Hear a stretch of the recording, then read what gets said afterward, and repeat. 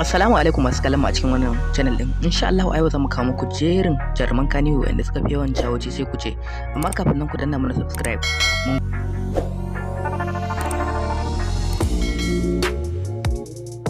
Ta biyar a cikin wannan jerin ita ce Maryam Yahaya. Maryam Yahaya jaruma ce a masana'antar Kannywood da ta fara fitowa a fina-finai tun daga shekarar 2019 zuwa ta 2020. Wanda ta yi shuhura ne a masana'antar a shekara ta 2020 zuwa shekara ta 2021. Inda kuma Maryam din yar asalin jihar Kano ce.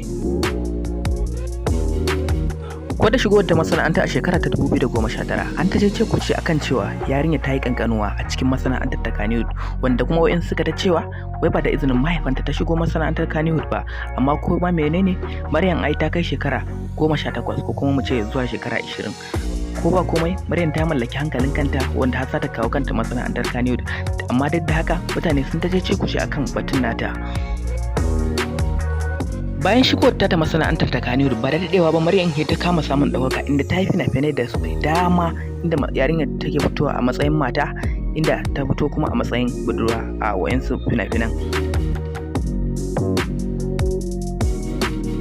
Sai kuma na hudu wato mawaƙi Nura M Inuwa. Mawaƙi Nura M Inuwa sanin kanku ne, mawaƙi ne wanda ya shuhura a masana'antar Kannywood musamman ma a fagensa na waka tun daga shekara ta 2013 zuwa ta 2014 mawaƙin yake ta haskawa har zuwa yau shekara ta 2020, inda ko a baya-bayan nan ba da daɗewa ba an yi ta cece kuce a game da mawaƙin yaƙi ya sake sabon album din nasa.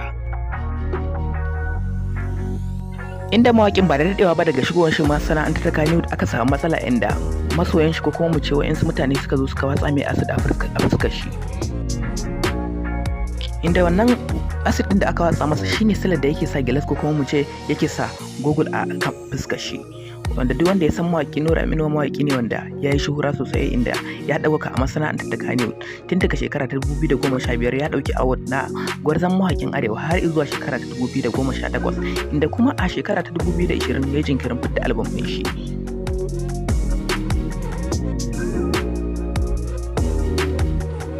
Sai kuma na uku wato kun jarumi Ali Nuhu ko kuma mu ce Sarki Ali Nuhu. Sarki Ali Nuhu jarumi ne a masana'antar Kannywood wanda ba na muku dogon surutu ba, kowa ya san Sarki Ali Nuhu a masana'antar ta Kannywood.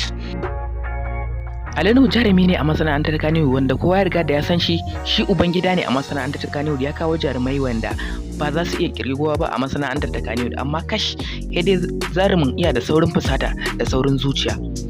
Mai sauraro, idan wannan shine farkon zuwan ka channel ɗinmu, ka daure ka danna mana subscribe sannan ka yi mana like idan har bidiyon mu ya burge ka.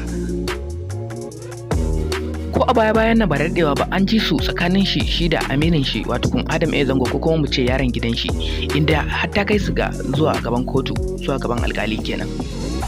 Ali Nuhu ko a shekara ta 2015 ko kuma mu ce shekara ta 2014 zuwa da 13 an ji su sun ta cece kuce, inda har ta kai su zuwa gaban alkali tsakanin shi da mawaƙi Nura M Inuwa.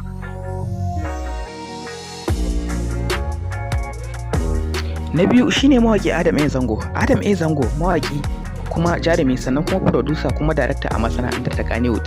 Adam A Zango iya ɗaya daga cikin manya-manyan mutane a cikin masana'antar ta Kannywood wanda ya fara shuhura tun a shekara ta 2004 zuwa shekara ta 2021 da muke ciki yanzu, inda mawaƙin jarumi ne wanda ya fina-finai manya-manya da dama kama daga kan Basaja gidan yari, Gwaska da ma sauransu.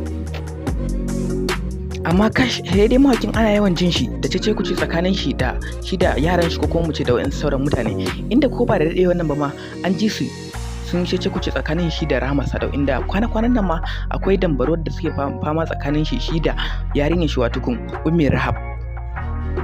Ko a shekara ta 2016 ma mawaƙin ana zargin shi da cewa wai iya yawan aure saki, amma da 'yan jarida suka tambaye shi ya ce mai ɗaki shi ya san inda yake masa yoyo.